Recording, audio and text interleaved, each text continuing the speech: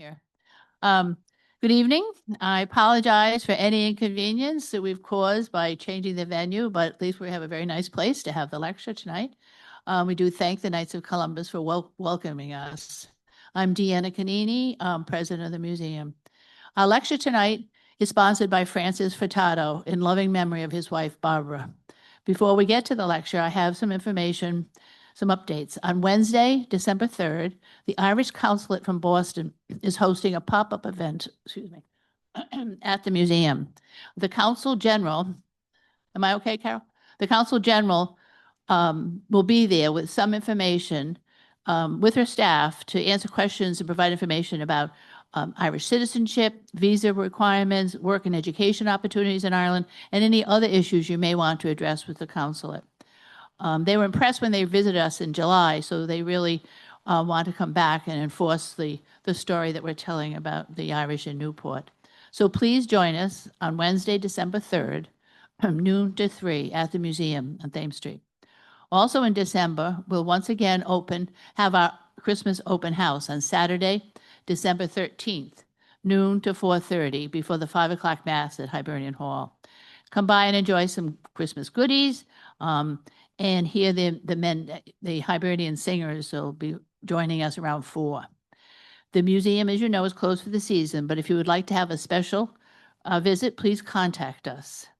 In respect to the lectures, our next one will be Zoom only in February, and the last lecture will be in March. And now I'd like to have Mike Slane introduce our speaker because he has kind of a personal relationship, and he'll be a much more friendly introduction from Mike.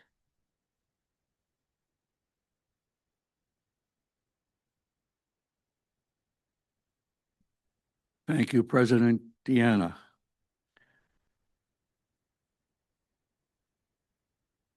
It's truly a pleasure to be here tonight and see so many people. I think between the folks here and the Zooming folks, we had probably about 120 total, which is really very, very gratifying. And also in the audience tonight, I want to mention we have a couple of our past speakers. Dr. Janet Nolan over here, which you may remember from, it's now been 5 years, Janet, about that. Yeah, and if you recall, she gave a fascinating presentation on when Harry met Marianne, the life of a couple in a New England city, and the city was Lynn, Mass. And it intrigued me so that right after that, I went up and spent 2 days in Lynn, scoping out all the places that she mentioned. So great to have you.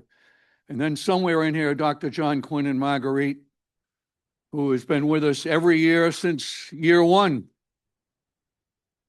And most recently, gave a great presentation on the Lady Hibernians on the 125th anniversary, highlighted some of the early Hibernians, and it was truly fascinating. Thank you, John. So pleased tonight to have Cormac O'Malley back with us. He was here, and it doesn't seem like that long ago, 2019 now, 6 years ago, where he talked about, I'm sure you recall, was his dad, Ernie O'Malley, the Irish Republican hero and writer, and truly a Renaissance man. That was also a very fascinating lecture. At that time, you may not recognize him. He had a butch haircut, a crew cut. Good to have you back. And what I wanted to mention, I have a couple more anecdotal remarks, as I did last month when Tim Maher presented, and I found out that Tim lived 3/4 of a mile from where I grew up in Worcester. That is Worcester, not Worcester. Worcester. Tim did, and we know all the same people. I mentioned that last month. I gave him the list of 20 names, and he said, I played ball with all of them. And I said, well, I did too, but I never met him. So it's fascinating. Small town, a lot of Irish. We lived in a great neighborhood. It was mixed. If you weren't Irish, you were Jewish. Isn't that right, Brian? And on my street, and I got to take a look at this, at my street, we had, going down the hill, the Kings. Going up the hill, we had the Colleens. 200 feet in back of me were the Laughlins, the O'Briens, and the Raffertys, and the most Irish of them all was the Kennedy family. And this is where Cormac gets tied in. The Kennedy family on Guild Road, they were the most Irish family. The grandmother was from County Offaly, Mrs. Driscoll. And then there were the six of them, John and Helen, and the four children, Brendan, Maura, Sean, and Brian. And we've been lifelong friends since the third grade. Great neighborhood to grow up in, and Cormac wanted a piece of Worcester. So he ended up marrying Maura Kennedy. Happily married for many, many years. They traveled the world together when he was in international law. And I mean the world, they were all over the world, and ended up retiring down in that beautiful bucolic village of Stonington, Connecticut. And I think tonight he's going to talk about his mom, who I mentioned his dad being a Renaissance man. His mom was certainly a Renaissance lady. If you haven't read the write-up on her, she was a national champion junior tennis player, but her passion was art, and she followed her passion. She lived in so many places: New York, Paris, Moscow, St. Petersburg, others, all over. And if you look at what she left us, was Cormac now is preserving the legacy of his mom and his dad. And his mother moved to Ireland in 1933, married your dad there, founded the Irish Players Center. Her sculptor collection is now in the University of Limerick in Ireland. Her photos are in the National Library in Ireland. Her photo archives are now at the University College in Cork. And I'm going to you up for the rest of the story. Thanks, Cormac.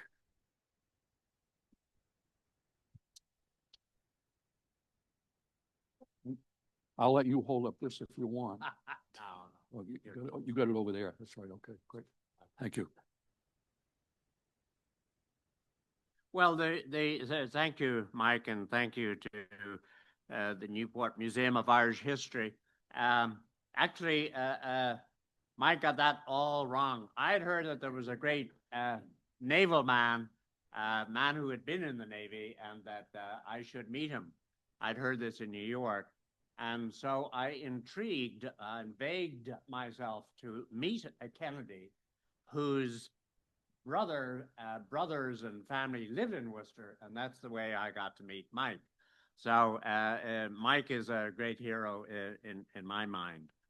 Now, tonight is really about, as Mike said, I had covered my father, Ernie O'Malley, Commandant General Ernie O'Malley, a Commandant General in an American Army post is something that one gains when you're about, I don't know, 40, 45. In the Irish Republican Army, Irish Volunteers as they were, father got to that role when he was 23. So, you know, they were an untrained army, but a significant character. Anyway, I talked about him the last time I was here. And so this time I'm talking about my mother, who is the artist, the international artist, who met my father. So this is really the story of her. And I will try to go back to have the start. And I'll be talking about her artistic legacy, and particularly in the photograph, sculpture, painting, and weaving that she did, and interior design. So the talk is divided in two parts. I'm going to have my sort of formal lecture part. And the second half is a film I made, which I thought, since I had hired a director to put it together, I thought that, and it was called camera because of her photography, and clay because of her sculpture. So I thought the way that we put that together is far more meaningful than my own comments on that sort. So you'll have a treat hopefully, and then there will have Q&A afterward. So I wanted to talk about my mother. She was, as we call in New York, a WASP, a white Anglo-Saxon Protestant. Her ancestry comes from England in the 1632 period, and she was very proud of her tradition, which was Thomas Hooker. You're not too far from Connecticut here, and you may remember what role Hartford played in American history. And so based upon his sermons when he went there in 1636, Connecticut was what's now called on the license plate the Constitution State, because they issued their first sort of proclamation or constitution in 1638 based upon his principles, where that democracy is a concept where you should elect your leaders, not have them be appointed, including judges and an assembly. And so the fundamental orders of 1638 was really the way that American democracy started out as the first constitution. Another character in our background was Simon Huntington. He also came from England and established a town called Norwich in Connecticut in 1658. And there was a third character in our family based on my grandmother's, who was a fairy, and they came from Huguenots. They came over to America in 1658 and settled in West Springfield, and from there went west. And all of these three families met up, ironically enough, in Rochester. And I've just done a major exhibit in the University of Rochester, because the university was founded by my great-great-grandfather, who was a Huntington in 1850. And thereafter is a whole different story. But what I wanted to say was the Hookers and the Huntingtons played an important part in sort of American history, but also clearly in my mother's life. She was very proud of her Hooker and Huntington backgrounds, and here are her father, second from the left, plus all her aunts and uncles, and her grandmother, of whom she was also proud. They were a well-to-do family because the industry that my grandfather founded was a Hooker Chemical Company, and he made money out of a simple invention called water, salt, and electricity. And out of that, he made a whole industry in Niagara Falls. He did well, and you see, he was able to, the family would take care of themselves. He had only 4 daughters, no boys, and this is a family portrait from about 1916. Now, my father was doing other things in 1916, but this is on the mother's side. So I just wanted to look at her background and say that of some of the influences which she had as a child. The first was she had a serious stutter. And I never knew her to stutter, because I asked her once, how do you overcome a stutter? And she said, you find a man that you want to love. So she didn't overcome her stutter until she was 30, because she got married in 1935. And with, well, whatever goes along with loving someone, apparently that relaxed her enough so that she was able to speak freely. And she did thereafter speak quite freely. Anyway, she was raised in Greenwich, Connecticut, and one of the great influences on her was Ernest Thomas Seton, who some of you might know founded the American Boys Association, and the girls followed later. And he had created a Wabanaki school for Indians. And mother always, she was not raised religiously, but it was the influence of that Indian school that brought her to the concept of the great spirit. So she was always in her poetry, and some of her sculpture was about understanding the inner workings of the person and the soul, and that we all have within us the capacity to have a great spirit. And that was very moving for her.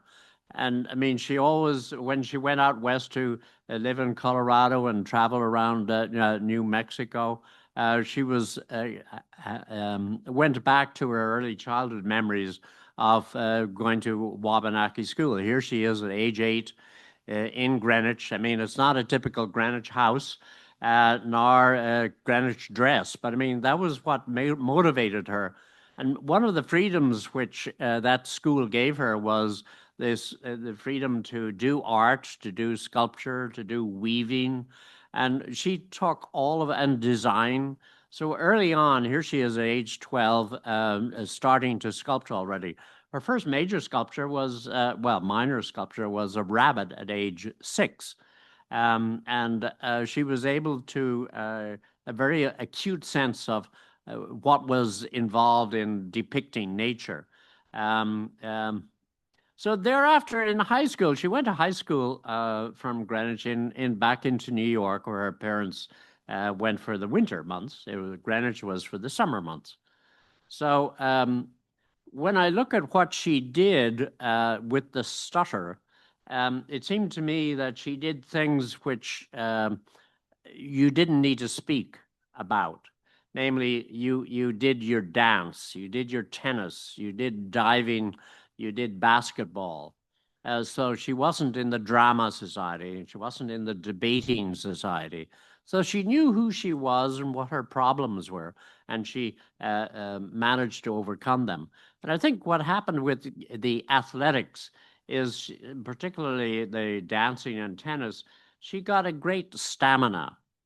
Because, you know, to play competitive tennis as she did from age 13 on 12, here's a New York Times photograph of her written up in when she was 12, which is 12 plus 5, 1917. So she's starting to be recognized beating champions at age 12. And she goes on to win the girls' doubles and singles U.S. championships in 1922 and 23. And I think, again, by way of stamina, I think we all have a degree of building up our own batteries of energy. And she, based on her athleticism, and later when she danced in Greece for 6 months on the Parthenon, again, this was, or when she was out gardening at 6 o'clock in the morning, these batteries were continually recharged, and she was phenomenal about what she was able to do in terms of energy. She got into sculpting fairly early, and you saw the photograph of the grandmother. She did this portrait, which I think is magnificent, at age 19. It's got the subtlety, it's got the human quality, and she traveled to Europe with her grandmother already, and they had a marvelous exchange of letters, and she was a great influence on her. So early on, Mother decided that she was not academic, and that was fairly evident from the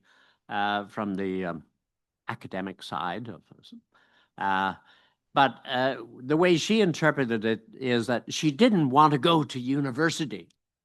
Okay, but when you explore that, it really was no university in those days, and particularly the family had been involved on the women's side in Vassar College, and all of her siblings and her aunts had gone to Vassar College. But they did not have practical art. They had history of art, and she didn't want to read history. She wanted to become an artist. So her interpretation was she rejected the university and went on to study art at the Art Students League in New York. And during the summers, of course, she would travel as ladies of her status could, initially with a chaperone. and later with friends. So there's always a group of people of girls going to Europe, and eventually she's able to go by herself. And she carries her watercolors with her at home. She does oil paintings, and she paints and photographs too of her family and her friends. And what I've given all of those photographs to the University College Cork, and I go over there regularly to help sort them out and identify them. And what she did then during the summers and sometimes through the full year is travel in Europe, in Paris, in Germany.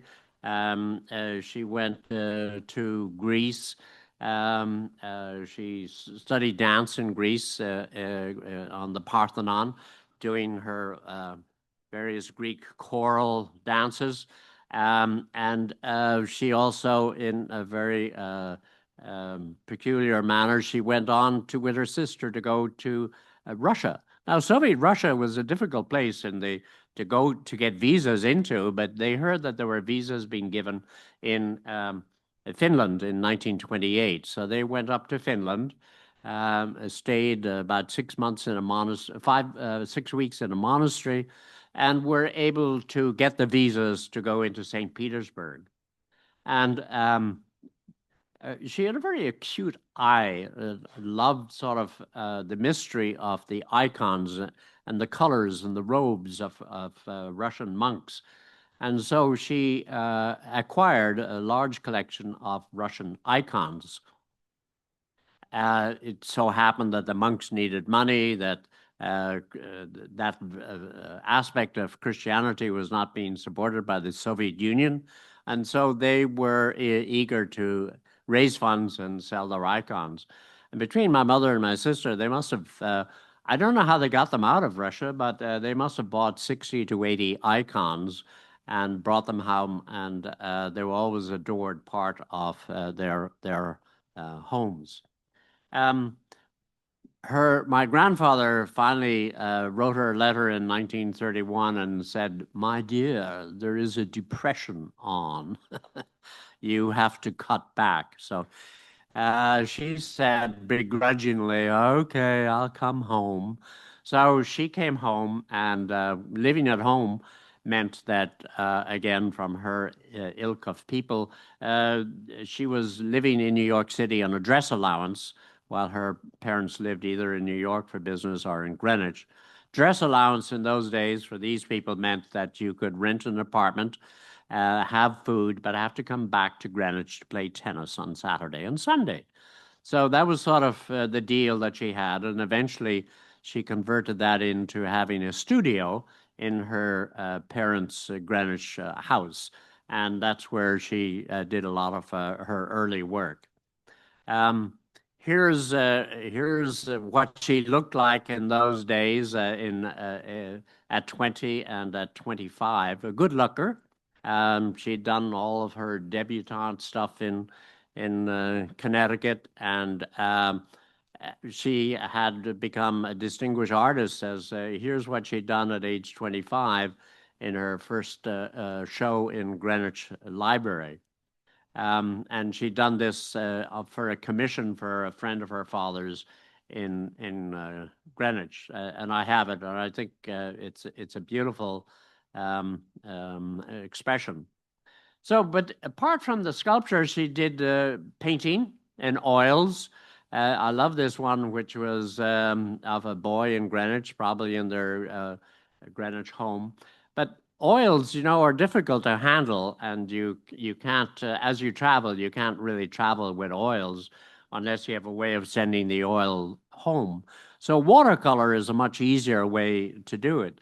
And here's when she went to France in 1928.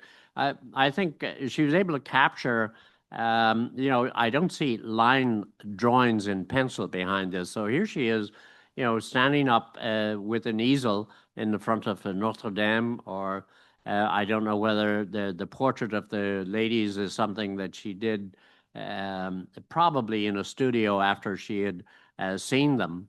But I love the use of white, which she did. Her paper was very rough paper, and in watercolor, so that allowed you to sort of push your brush over the roughness, and through that method you get some of the white coming out. So white is a very important element in her paintings. When she was off in Russia in 28, she did, again, she's using watercolor and both in churches. She got arrested once because she was painting churches. And she was a very innocent lady, and she had no idea that the political prisoners were being held in the churches. So she couldn't speak too well about that, but her sister, who was quite garrulous and an opera singer and knew Russian opera, was able to talk their way out of jail at the time. One of the other mediums my mother used was charcoal and pencil. So on the right is the charcoal one. And charcoal is fairly flexible in a certain sense. Drawing with a pencil, I think, is more difficult. Drawing with ink is even more difficult. But again, in all of these characters, if you look at from the grandmother on, she's able to capture, the character of the person that she's looking at. And these would be very quickly done. And it was amazing to me how she caught character. She goes on to Greece, where I mentioned she danced in Greco drama theater in with these old. It was somebody, a friend was reviving Greek classic tradition, where you have long women in white things doing their choral society, and he was trying to bring that to the United States and thought that my mother could help with that. But anyway, she loved it. But she also got around Greece, and again, using her watercolors, you see how she used the white aspect of the color. These are strong faces. I mean, she's able to.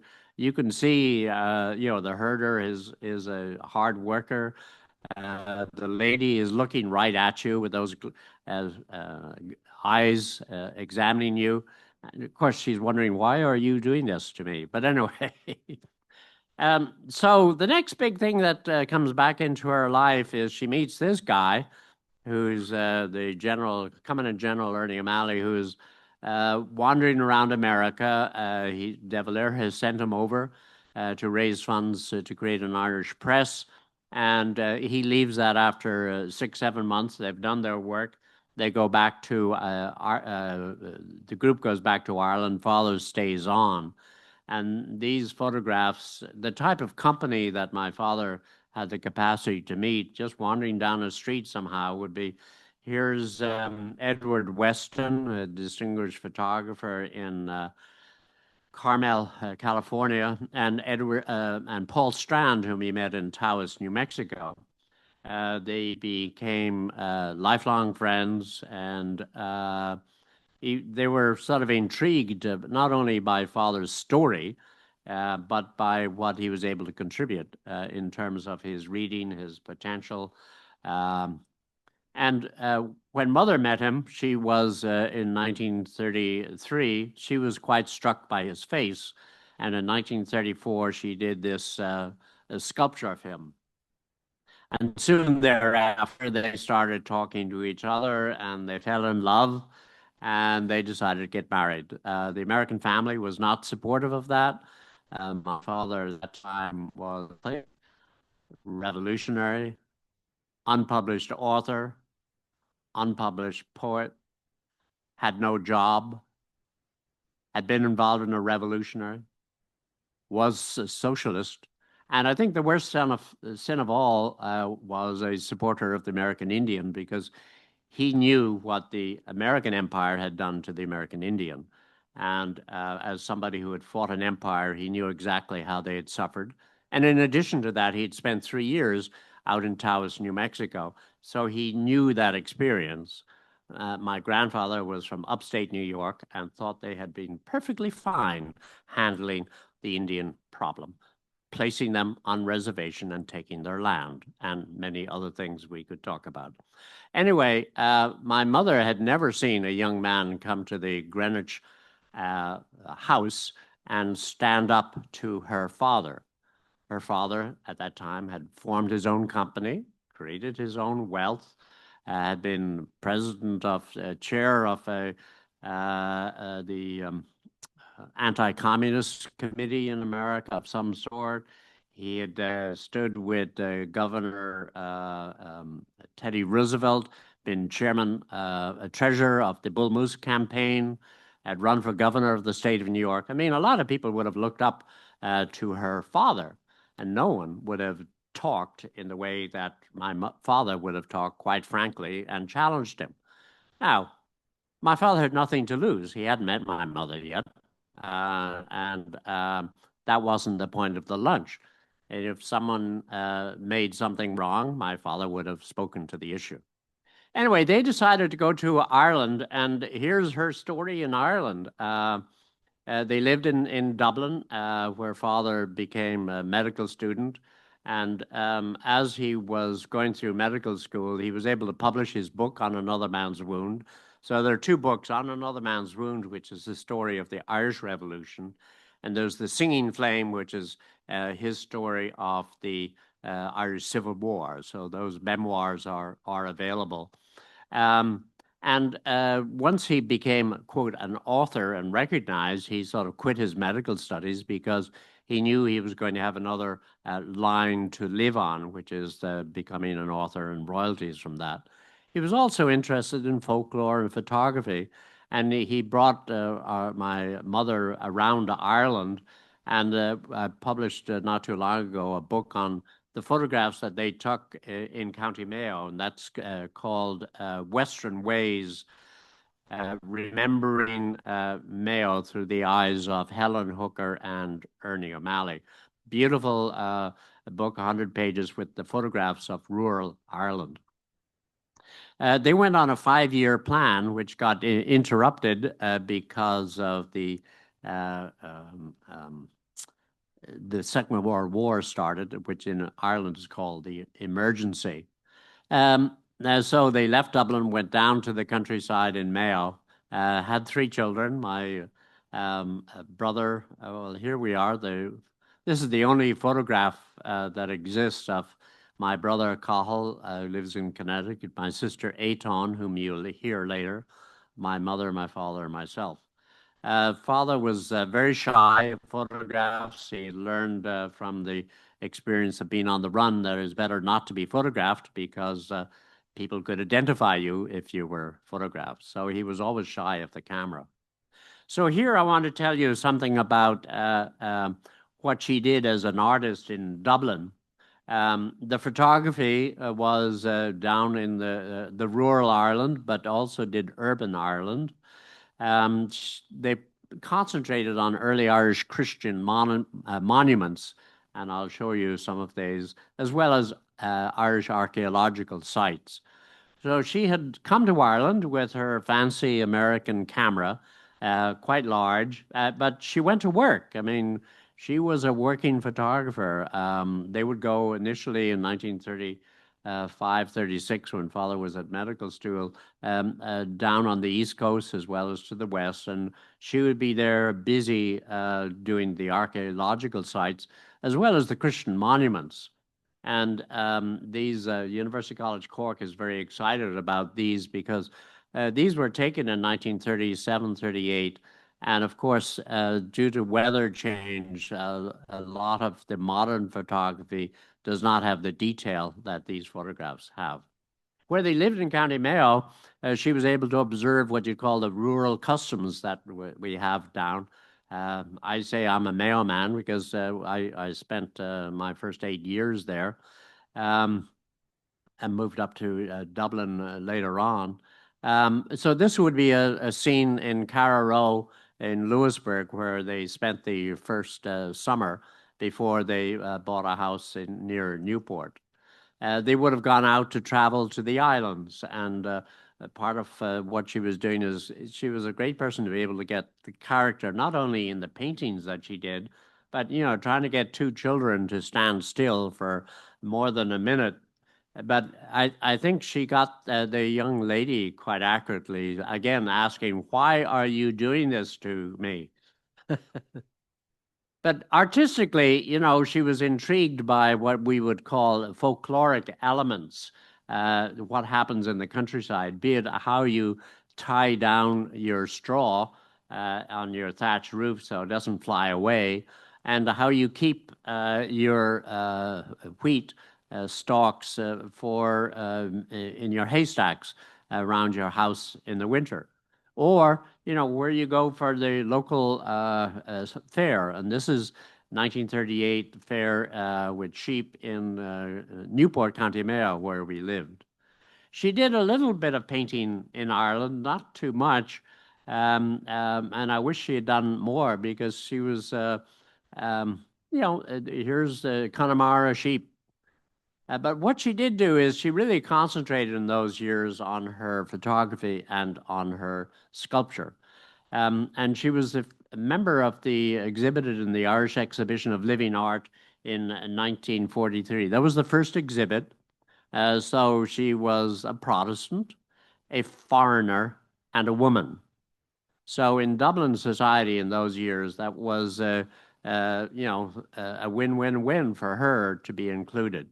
They let other foreigners in about 2 years later, but I think it meant that she was no longer a foreigner. They had accepted her. She had gone to the art school in Dublin, and she was able to produce the quality of work which the adjudicators, you know, when you submitted the work, thought this was high quality material.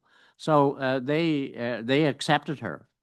And, you know, she had left the farm. They were both just exhausted by farming during the emergency period.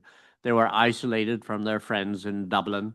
And the mother, being more social than my father, wanted to have the friends and society and do more sculpture. So she rented a house in Dublin, and we all moved up to there. Then she started a theater. And she met our neighbors and got some former Irish the Abbey Theatre players. And there's an interesting point here because you see the photography that she took, she used in the bill there on the Players Theatre. So though that's a pen and ink sketch, it's based on the photograph that she had taken from the Kilteal. And here was an Irish woman from the Aran Islands. Her theater work, she was able to do. She was always into design. She had done designed people's homes in America before she left. And when you design a home, it's not too different than designing a stage set. Because after all, what is your drawing room? Your drawing room is, or what is a stage set? It is a drawing room in which action takes place. And when you design your own either bedroom or your drawing room or dining room, you want to have around you the types of things that you want to do, and you pick your color or whatever. So here's what she did in one of the play sets that she did. This one was done initially in Dublin and then went on to London in 1947. And of course, since she could design the stage sets, she could, and here's an example of the photograph followed by the design that she made based on that photograph. Since she could design and had already designed costumes before she left America, she designed costumes, and she had, I think it was the Helen Hooker costume company. She didn't actually commercialize it, but she got interested in it. And here was when she was pregnant, she was doing, very a la mode examples of 1930 costumes. So she was really very creative in so many different fields. She was a poet, and I have 10 boxes of her poets, which I need to get through one of these days. She did gardening in her homes all over the various homes that she did, be it in London, Dublin, Mayo, Colorado, Greenwich. And she always was able to bring that concept of design that she had for the use of color and flowers. And she knew since the Ferry family that I mentioned was actually the seed company. Some of you might have heard of the Ferry Moore Seed Company. So the Ferry part of that is her family from Detroit, founded by a young 17-year-old who left Rochester, went to Detroit, and age 22 was able to develop his own company. So she was from a family that knew how to channel their energy, let's say. She did buildings and interior decorating in Ireland for her friends who ran libraries. So she did the Pearse Street Library, the Ballsbridge Library, the Howth Library, interior housing for friends.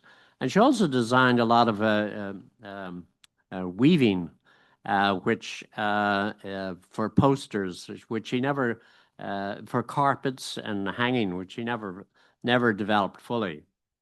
Anyway, she was, sometimes in marriages things don't work out, and I think in the case of the O'Malley household, my mother was a dear lady in a certain sense. She'd been, quite independent for 15 years before she got married. And I think the whole concept of mutuality between the two of them, one a general and the other sort of a generalissimo, because she was always able to do in art what she wanted. And she had a sufficient wherewithal that she could do that. So, there was a parting of the ways in the late 40s. She came back to America, divorced my father, very interested in the theater. So she'd spent a year in London in 1947, 48 doing theater, and went back to London in 53, 54 to bring her Irish theater there. My father died in 57. She'd just remarried the year before, but she continued to love Ireland and continued to go back. And she did half her artistic work after her second husband died. What does that mean? She was just free. She was able to do, again, what she had done in her 20s, be free of those restrictions in life. So she started in and was a very productive artist, both in living in Colorado, where she did local people. She continued in poetry and in gardens, continued to do interior decorating.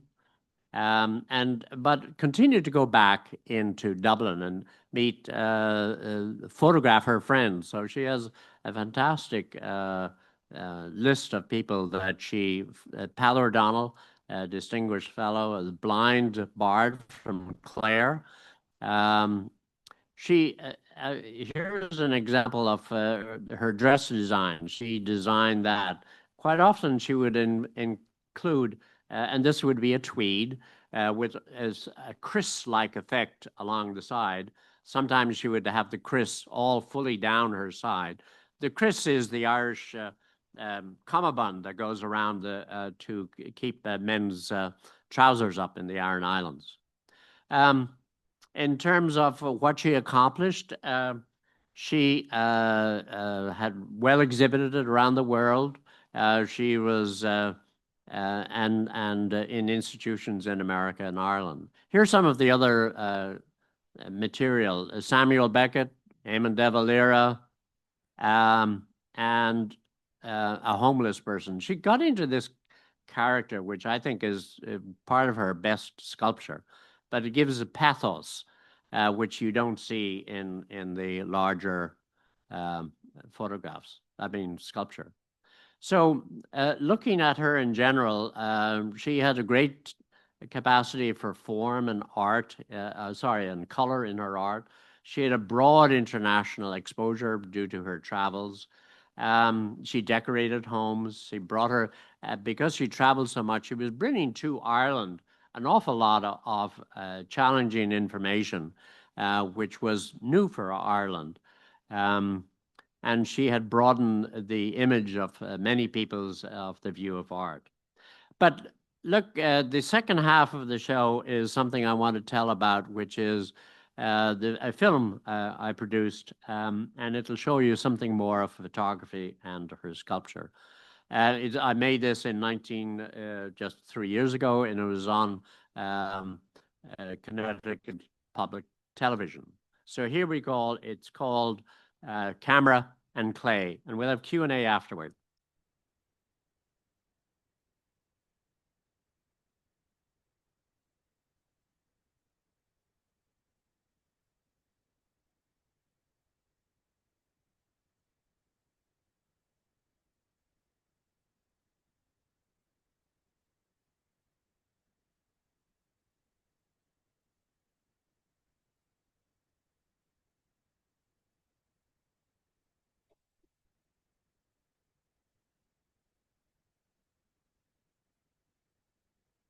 I only try to give new life to forms I've seen.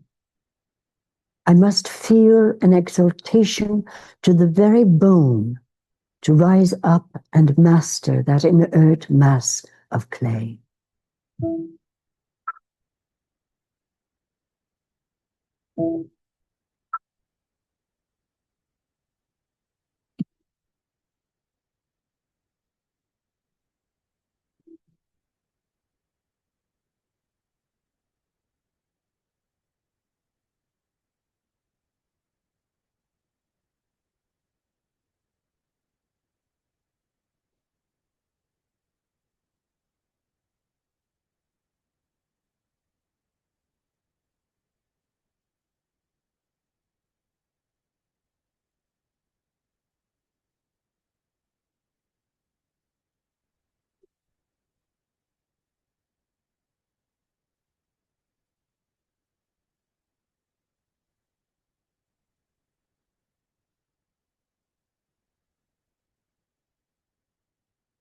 Helen Hooker is really an independent person.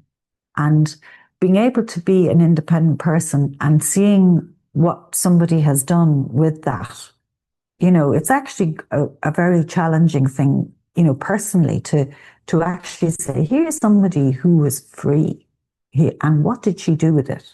One of the reasons to look back at Helen's career and life now is that, like many women, she was neglected, or she's seen as part of somebody else's story. I mean, she's very much been seen as part of Ernie's story in terms of an Irish context.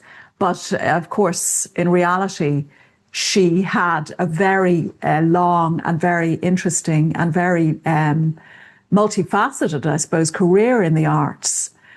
It's very important to actually recognise the contribution of Helen Hooker O'Malley in the art scene in its entirety, not just from being an artist, but also being a collector and a supporter, because so many artists would not have existed without her patronage or without her support. Her personality, her presence, her expertise, her feelings for people, for landscape, and Ireland meant so much to her, and she understood it, That was the extraordinary thing, that she had an instinctive intuition about Ireland.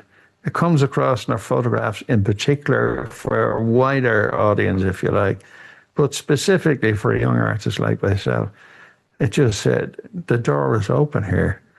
It was extraordinary, really, Helen, that you, the daughter of a well-to-do, old, established Protestant family, I suppose, and Ernie, the Irish revolutionary and IRA man, should have come together in the first place. What did your parents think? What did your father think?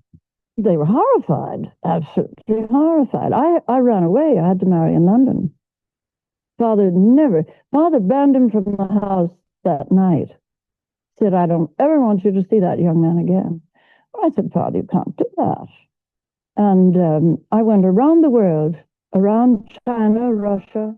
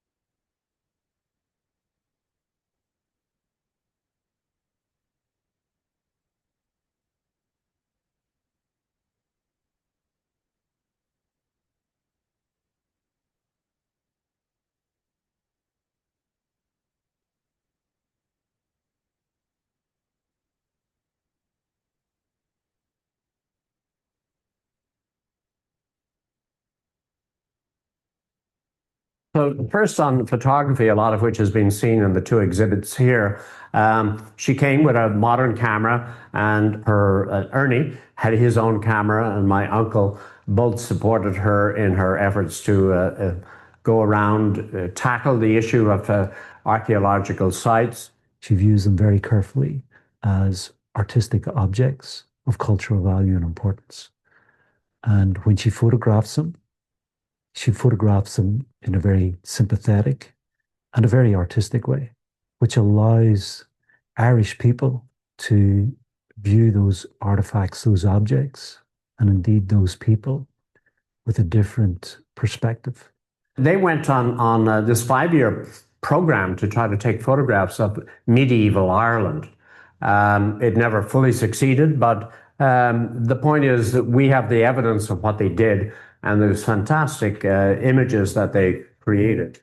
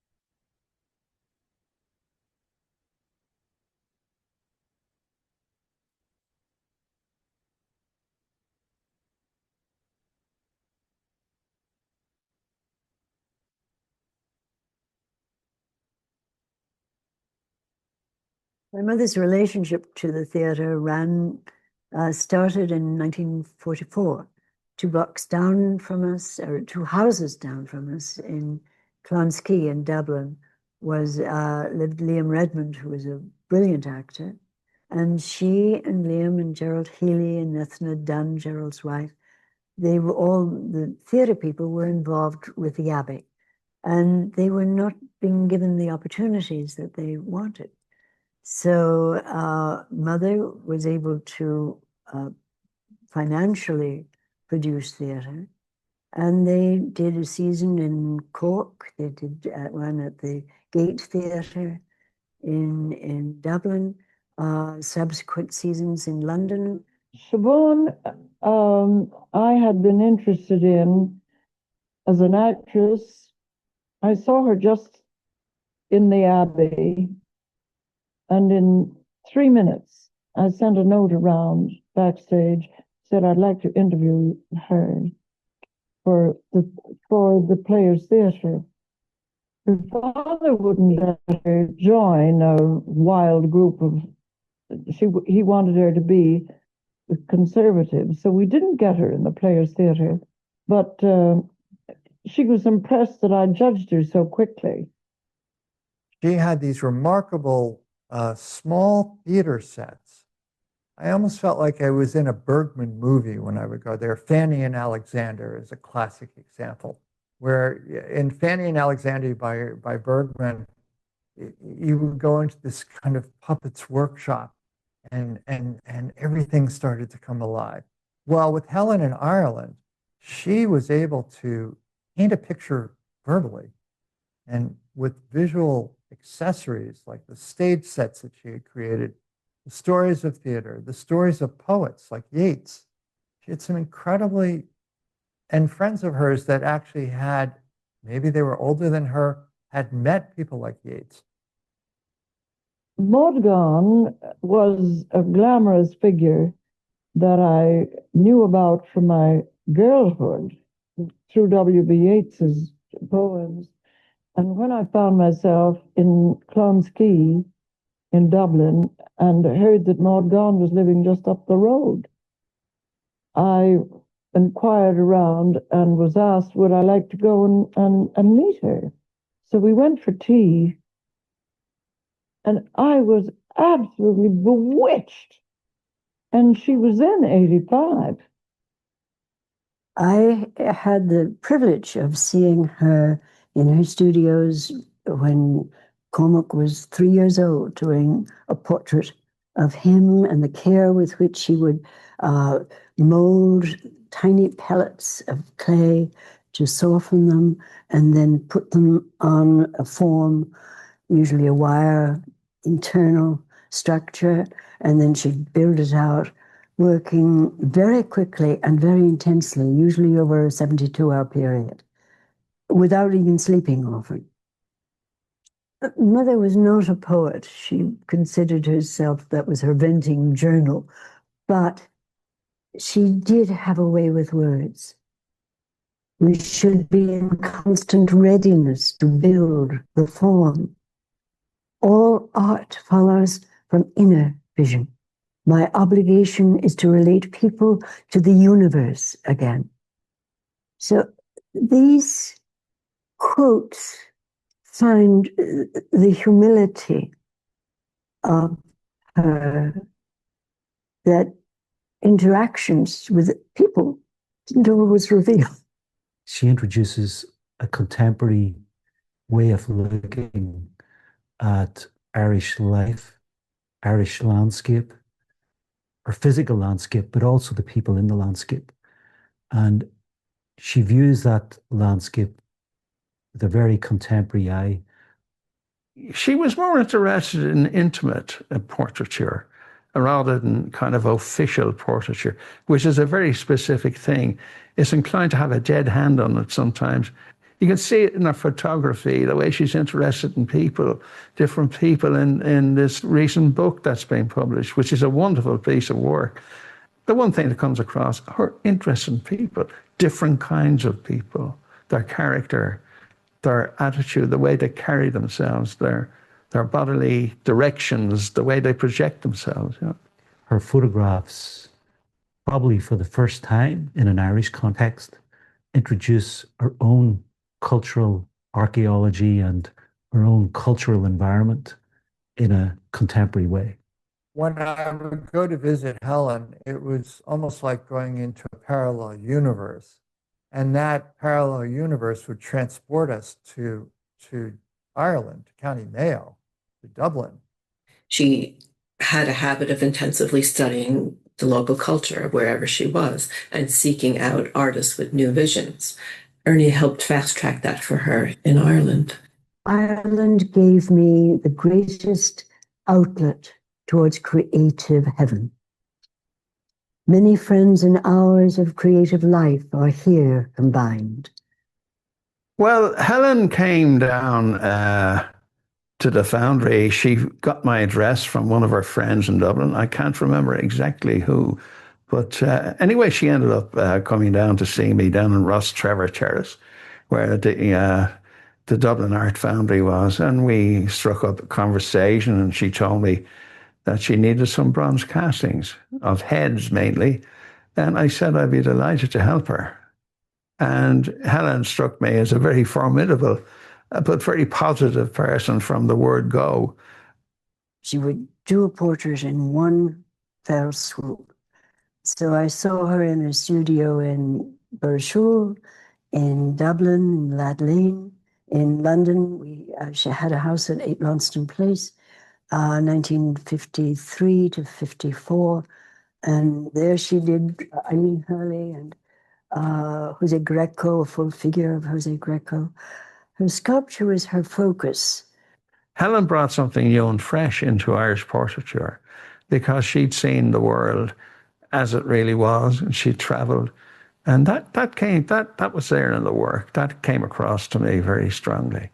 And that's what lent it its great character. Yes, Helen had that dynamic, the art force, if you like. It's in our work, all our work, like, as I say, drawings, photography, all of that. And the art force, the thing coming from the art. Yeats said something about that, didn't he? About everything must come from the art. And Rodin's work certainly came from the art, and so did Helen's. Sculpture isn't something you can learn. It is born with love, within unconscious mind. And her appreciation of the intuition that one had to be in touch with one's intuition and unconscious in order to create good art.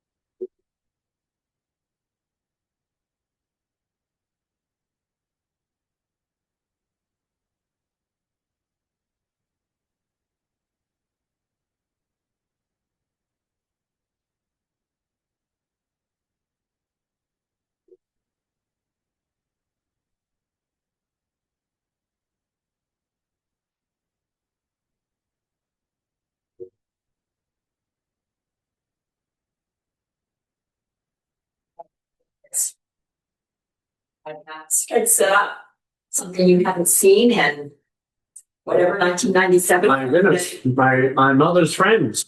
After the death of her second husband in 1971, she agreed to have an exhibition hosted by the Irish American Historical Society at her home in Greenwich. And she called it Helen Hooker O'Malley's retrospective exhibition of Irish and American sculpture, sketches, Irish stage designs, and photographs of early Irish sculpture.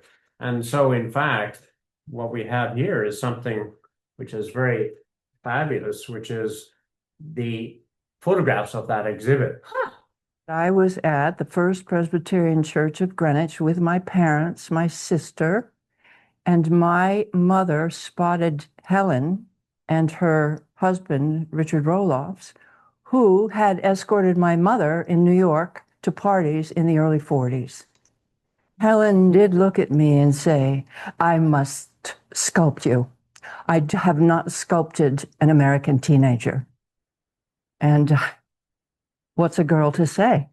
Looking back, it was one of the high points of my life, really, to watch an artist at work. This is the artist speaking. Her goal was to have the strength to struggle on, persist, true to intuition. We wait for months to solve the pose, then wonder why it took so long. When she was thinking of going back to the United States, she remarks upon how she had been so acclimatized to Ireland, where she had felt fully accepted, and that if she returned to her American background, where she was a socialite, a tennis player, joined the social clubs, etc., she had no input to the artistic community in America, and so she would become isolated once again. It's difficult to explain what an impact the personality and sensitivity of a man like Ernie had on just a young American. And within 20 minutes almost of meeting him, I asked him would he sit for me. Frank O'Connor's Guests of the Nation was one of the first things that Ernie read aloud to me, and I had not read it. So when I came to Ireland 2 years later and met Frank, who was just a young man, he was librarian at the Ballsbridge Library, and I asked him almost immediately, would he sit for me sometime? He was over in about 3/4 of an hour. In my damp garage, the only place I had, with a steamer rug around him. And he came for 3 days, and that was it. The joy is limitless if I can endow the clay with meanings of the spirit now. That was part of why it was always within a short period of time. One of Helen's great heads, and it's a great story about the blind poet of Clare, whose name is Henry Blake. She called this Kilbala Shanachie. Shanachie is the Irish word for a storyteller. In the presence of a storyteller, few words come to mind. He has an inner light of spirit, still more awesome when you find he's blind. I have seldom met any character in any part of the world more inspiring than this old Shanachie.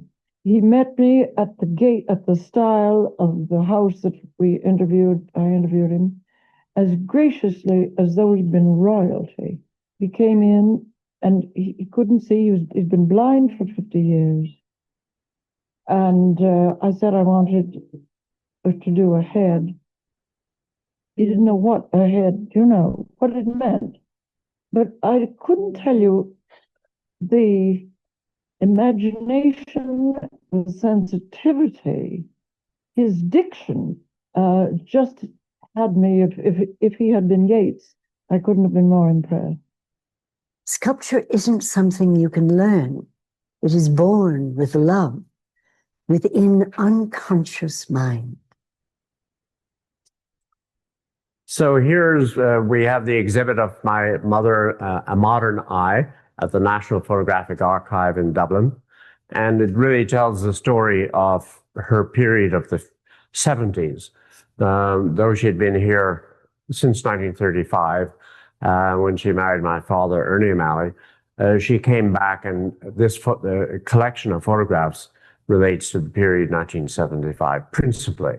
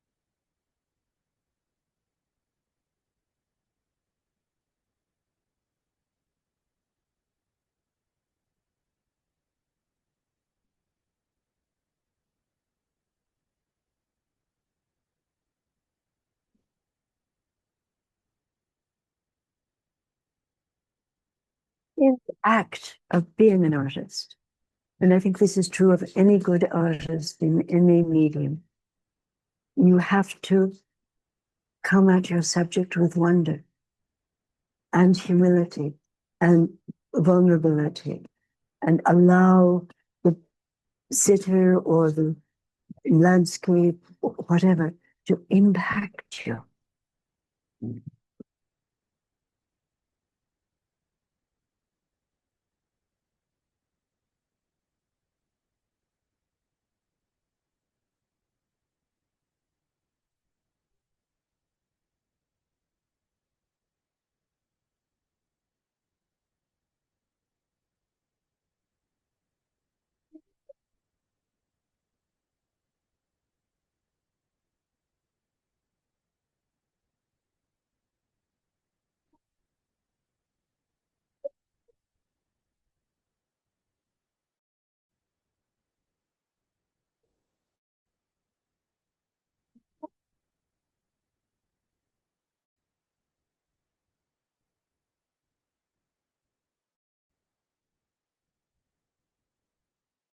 So there you have it. I think, the nice thing about the film is they wouldn't prep, but they're ready to say what they wanted. Better than the ad lib. But here's the time for Q&A. If anyone has any questions, please. I know I'm a little bit over time. If you want to have questions, please go ahead. Yes, Matt.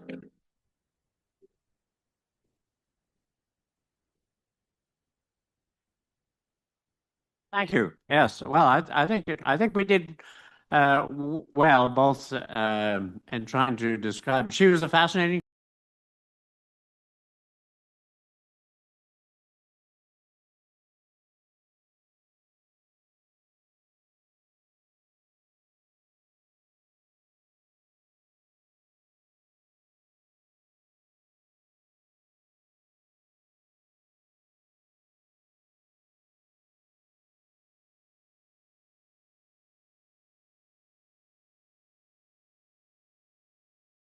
The question, did I follow her? Well, like, what were you doing while she was, she had all these. Oh, no, we weren't particularly close. I mean, I was, the early period, she was working in Dublin and she sort of staffed around. So she had people take care of us. I went to boarding school age 8, as is quite common in Ireland. And so did my brother. So when I came to America, guess what? I went to boarding school, so I wasn't around to see much of these things. So this was all her own doing on her own time. And since all the children were in boarding school, she basically she was free to do her own art. So that was the way she did. Mike. Excuse me, a beautiful tribute to your mom. Well done. I forgot my opening remarks. I wonder if you could let the people know here, many have visited Kilmainham Jail. And the one thing that struck me was on the tour of Kilmainham was the guide highlighting at the end of the tour saying, as you enter the museum, you will see there the bust of our most notorious prisoner at Kilmainham. Would you like to, I'd like to hear you add a little bit to that. Well, I met somebody from Kilkenny earlier on, and I was telling her that my father was captured in Kilkenny in early December 1920. He had been sent down there by Michael Collins and Richard Mulcahy to pull off a stunt. Turned out he got caught and he wasn't able to get what he was sent for. He was captured. His feet were trampled on by the local soldiers, so that he had a difficult time walking for the next 5 years, but he finally recovered. Then he was brought up to, they decided not to shoot him, and they brought him up to Dublin Castle, which was the notorious sort of center for English administration in Ireland over many centuries. And there they interrogated him in a fairly hostile manner. With the revolver, without the real bullets, but one doesn't know that it's not real bullets. They challenge you with Russian roulette, and you can imagine what that feels like. He also had a couple of bayonets stuck in him, which was not very good for his health and body. But Michael Collins had found out that he was in there. And since father was an up-and-coming important general in the command structure, of which there were only 16 generals, and they decided to figure out how to get him out. So when he was sent out to Kilmainham Jail, because they could get nothing out of him by way of answer that was indicated who he was or how important he was, they put him in Kilmainham, and he was able to get out of Kilmainham due to, there's a marvelous sort of 15, 20-page episode in the book on Another Man's Wound of how he got out of Kilmainham. And that story is is included in a book called The Great Escapes. One of the great escapes of world literature, in fact. And yeah, it was done a little bit, not by him, but by other conniving people who supported him. And he was able to get smuggled into his cell a pistol, as well as pliers that could cut the lock. And after 4 or 5 tries, he was able to get out of the jail on St. Valentine's Day, 1921. So his own cell is not on exhibit because it's on the 3rd floor, and they keep the exhibit on the lower floors. But if any of you ask to see the O'Malley cell, Ernie O'Malley cell, on a good day, sometimes you will get up because one of the people are very responsive and they adore the concept of Ernie O'Malley and what he did for the nation. So Kilmainham Jail should be on everyone's list if you go to Dublin. It's one of the top sites, and you'll find that the storytellers, the guides there, are very vivacious and give a marvelous interpretation of Irish history.